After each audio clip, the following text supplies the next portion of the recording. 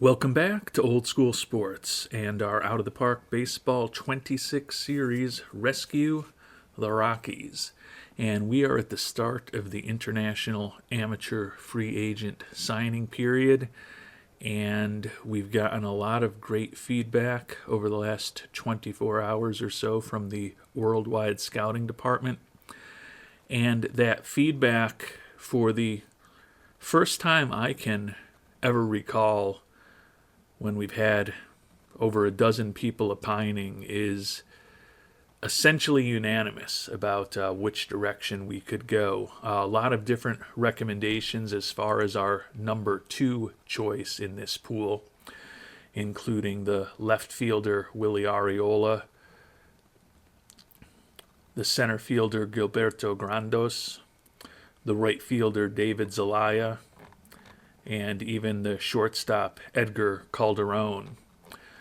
But the shortstop, Carlos Bear Barrel Davila, is by far the choice of the people. A wide range of members of the worldwide scouting department have him number 1 on their list, and definitely a lot of you noting what a clean and very developed prospect he is for a 16-year-old. Ian and others mentioned that he's probably ready for the DSL right now at the age of 16, and he certainly is. He looks like he could be a very effective player in the DSL as a 16-year-old right now, so he could be a player who, as others noted, could potentially be a major leaguer in his very early 20s if everything goes the right way in terms of his development. And given that he does have high adaptability, work ethic, and baseball IQ, and he's pretty far along for a 16-year-old, there's reason to expect that with a continued significant investment by us in player development, some luck in the development lab, and some good coaching, he could become a very important player for us by his early 20s. Davila ultimately was recommended by Avery Shaham, Mr. Sparkles, Raven Spawn 3, Casey Callahan, Nichols F., Stanley Rossella, Sir Valerian, Ian, DLL First Base 14, Peter Hooper, Sam Conkle, Ben Anderson, Not My Four-Ply, and Almost Scientific History Clips. The rate at which recommendations of Davila were coming in makes me think by the time I finish and post this episode, probably have another couple recommendations from other members of the worldwide scouting department that he is the way to go. And because of that, not really a lot of things that are up for debate here. The only question is whether we can actually get him for the $4.75 million that we have to spend. And both Kevin McDowell and Raven Spawn 3 suggested checking with some of the Win Now teams to see if we could get $1 million in international signing pool money from them. And there are options to do that, but most of those options look like this, where we're giving up one of the top hitters on our major league team, like Kevin Roberts Jr., Ryan Stone, or Ted Miller, or one of the top prospects in our organization, or in the cases of Dan Patterson and Phil Dingwell, so some of the top prospects in all of baseball, or a very important part of our not too distant future and former first round pick Derby Mahez. So I think at this point I am going to try to get him for the $4.75 million, just offer every penny we have right now to Davila and hope that perhaps we can get him signed. If that doesn't work, there are some interesting fallback options, and if that doesn't work, our hope is that, one of these many teams out there that are in win now mode might still have money that they haven't offered to somebody, and we might be able to come in if we decide that we are totally committed to getting Davila no matter what. that we might have to make a trade to bring him on board. The most interesting chance I saw to bring Davila on board was actually from the Mets. And they would take Gary Mackey, the really good defensive infielder we traded for just a couple months ago. He's the lowest rated player, at least by our scout out there, that any team would take for $1 million in pool money. And with the fact that we did recently signed Bryce Rayner to a free agent contract, although Mackey is very good organizational depth for us, with Ryan Stone at first, Rosnile DePaula at second, Ezekiel Tovar at short, some combination of Colt Keith and Derby Mahez at third base, maybe first base, and Rayner as a utility infielder. You could argue that we don't desperately need Mackey if we can keep the team healthy at the major league level. Now the issue, as we've talked about, is that both Ezekiel Tovar and the young prospect Derby Mahez are fragile physically.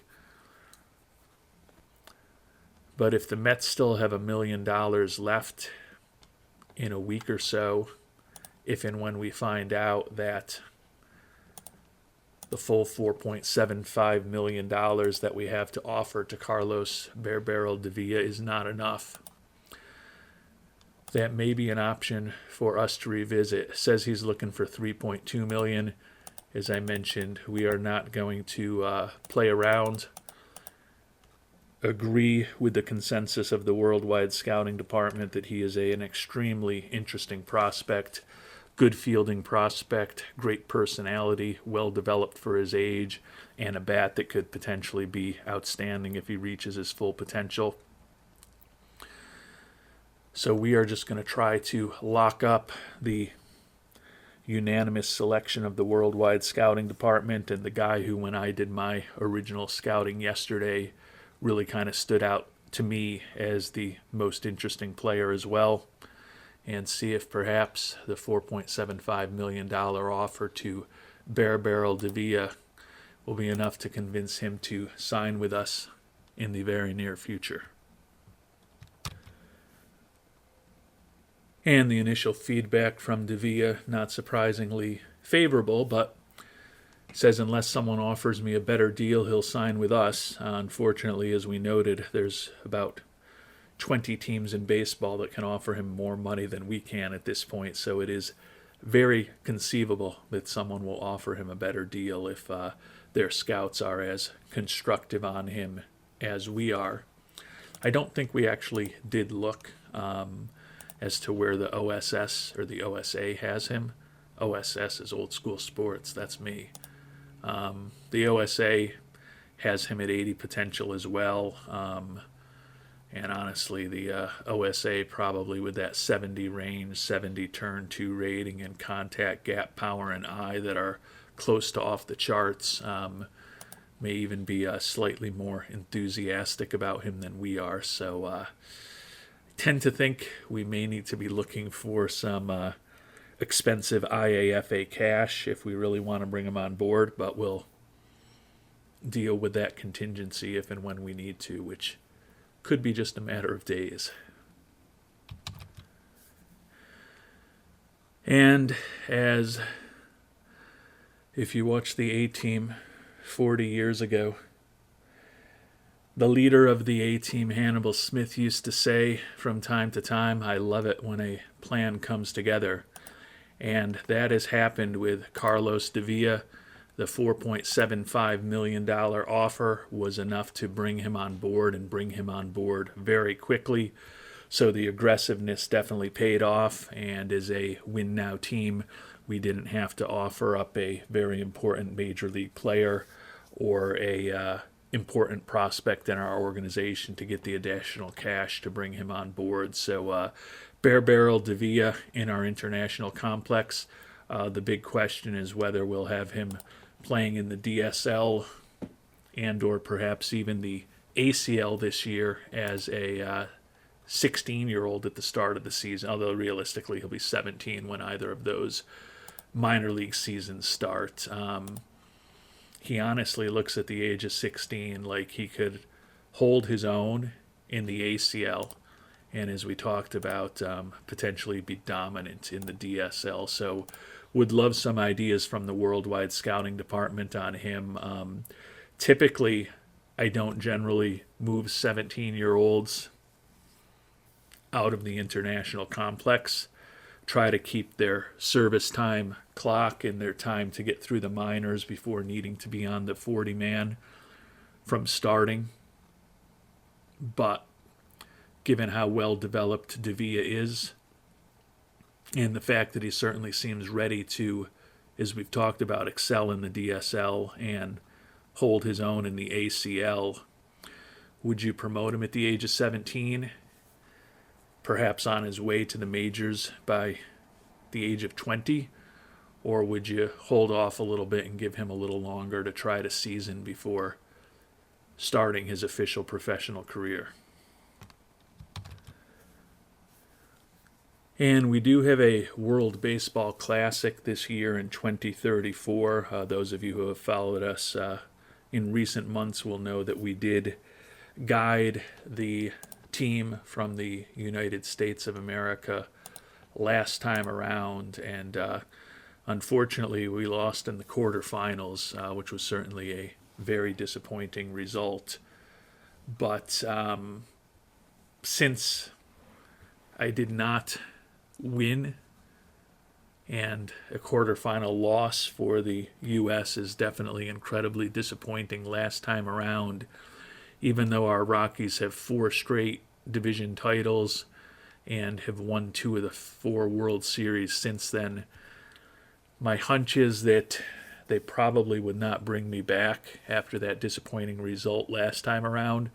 So perhaps in 4 years we'll take another opportunity to be the manager and GM for the United States in the WBC. But this time around, I think we need to leave it to somebody new. And we've made it to the start of the preseason. No change to our budget. We thought there was a chance that, given that we did win it all last year and had our budget cut by $14 million, that Mr. Monfort might give us more to spend this upcoming season, which certainly would have helped in terms of our scouting and player development, which are both going to be lower than they have been in recent years. But no such luck. Still have time to potentially change what we're going to do a bit in terms of our scouting and player development budgets. But we also still need to add more money into the draft budget, given that we do have that compensatory pick coming from Marcelo Meyer. So it's pretty likely that we're not going to have a ton of money available to take on contracts and try to improve this team this upcoming season, which isn't ideal as a win-now team, but it is what it is. One of the ownership goals for Mr. Monfort is for us to end with $29 million by the end of 2037, and apparently he's going to be somewhat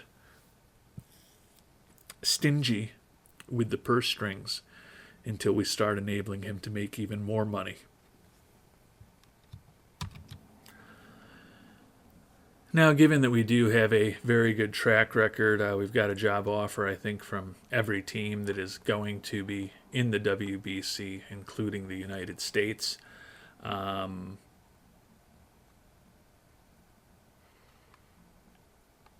We do have a fair amount of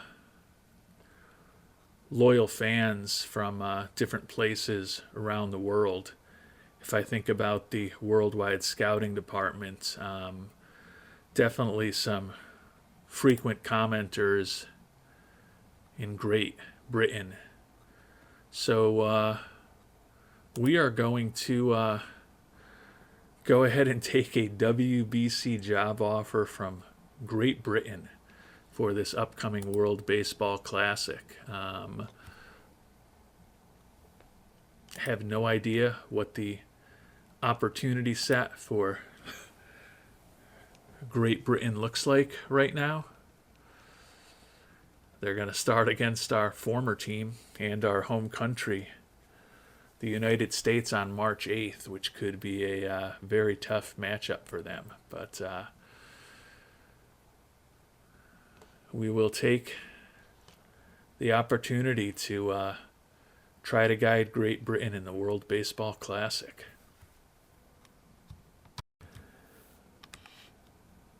And as we continue on in this off season, we are closing in on the start of spring training, only 19 days away now. Take a quick look at what's going on in the development lab, and a little better than the last time we checked in. Phil Dingwell on track, Leo Martinez on track, and Kevin Five Tools Roberts excelling with his quality of contact program, which could make him even more imposing. Unfortunately, still have Mike Gerard, Bernie Barrera, Brian Stoops, and Dervy Mahez frustrated with their programs, and Dan Patterson, top prospect in our organization, continues to struggle mightily with his increased pitch movement program, with just 2 to 3 weeks left until the beginning of spring training, when we will find out how things actually went.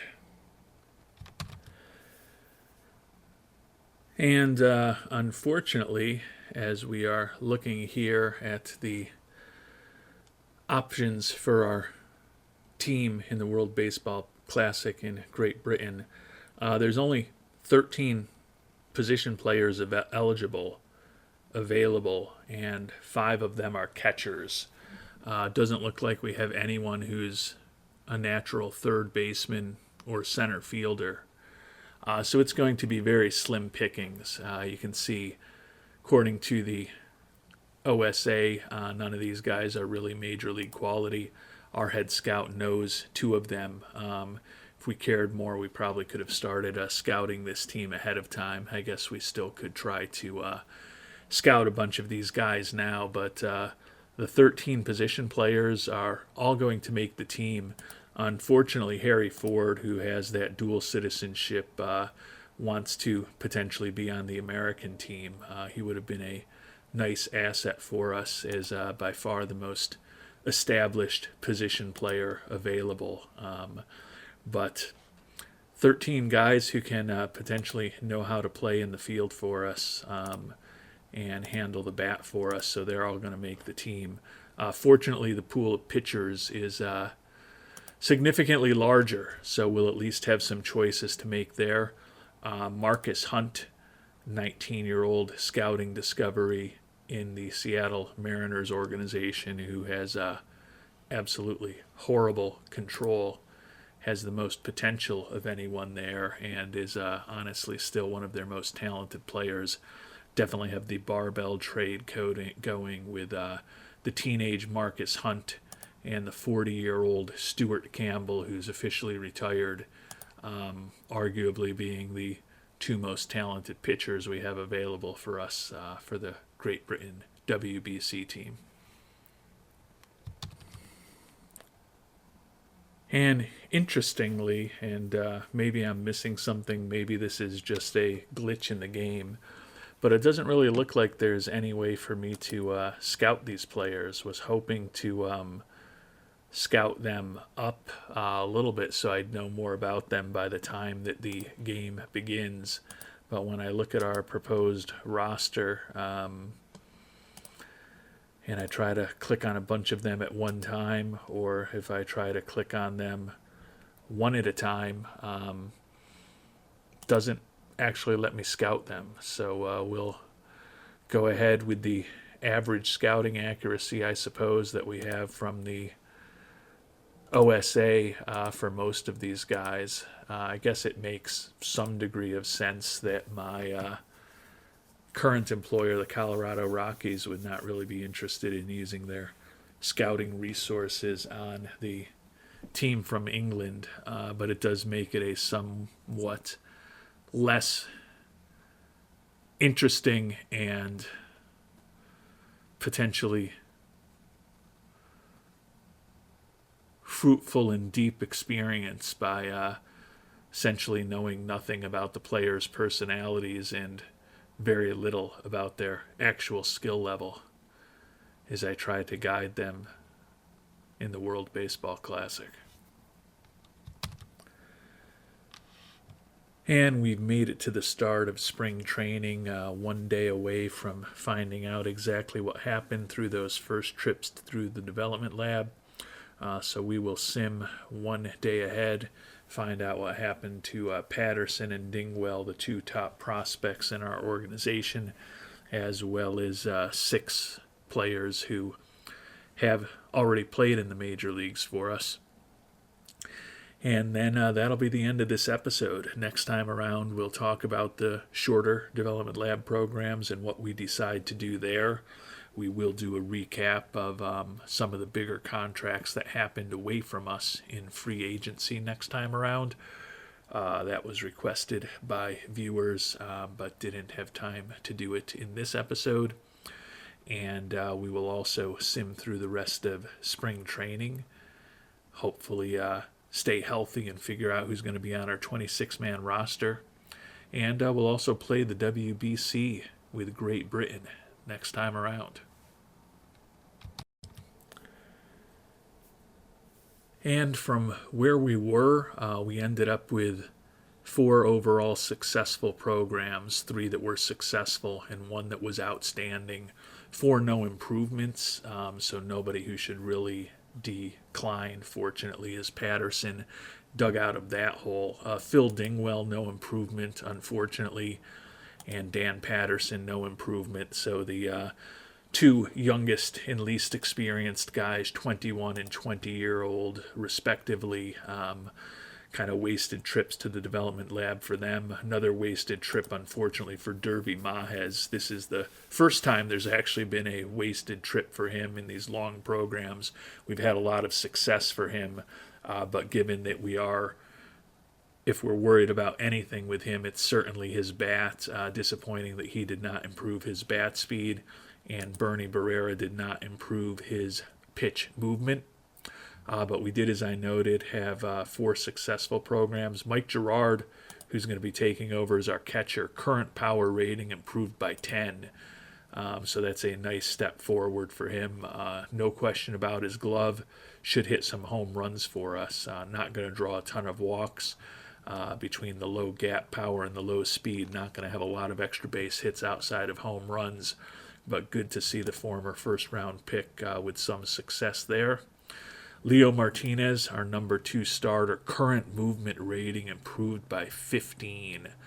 That could make him absolutely devastating, although I don't really think we necessarily see that in his ratings right now, but maybe next time we scout him up we'll see that. But that's a huge step forward for a guy who's already a very good major league pitcher.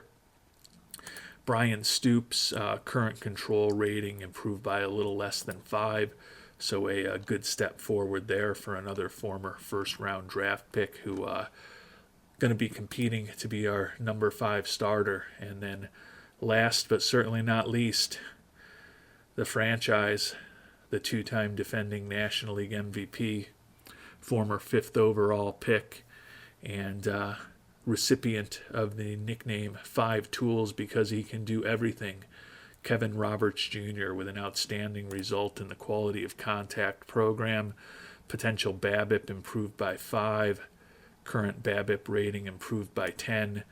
Roberts Jr. coming off a year where he hit over 300 and led the league in on-base percentage, slugging, and OPS.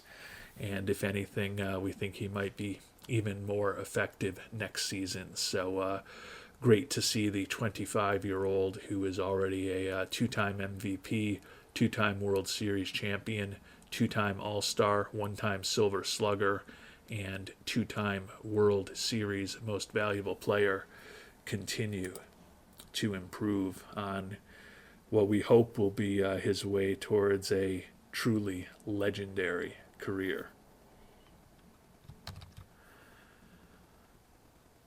And with that, we will call it an episode. I already mentioned all of the things that I would like to do next time around. Hopefully, we'll remember to do so. And thanks again to the Worldwide Scouting Department for all the input. Davila was the man of the people, and fortunately, we were able to get him on board. Really look forward to seeing what he becomes over the course of this playthrough. And until our next episode, thanks so much for watching, and hope you have a great day.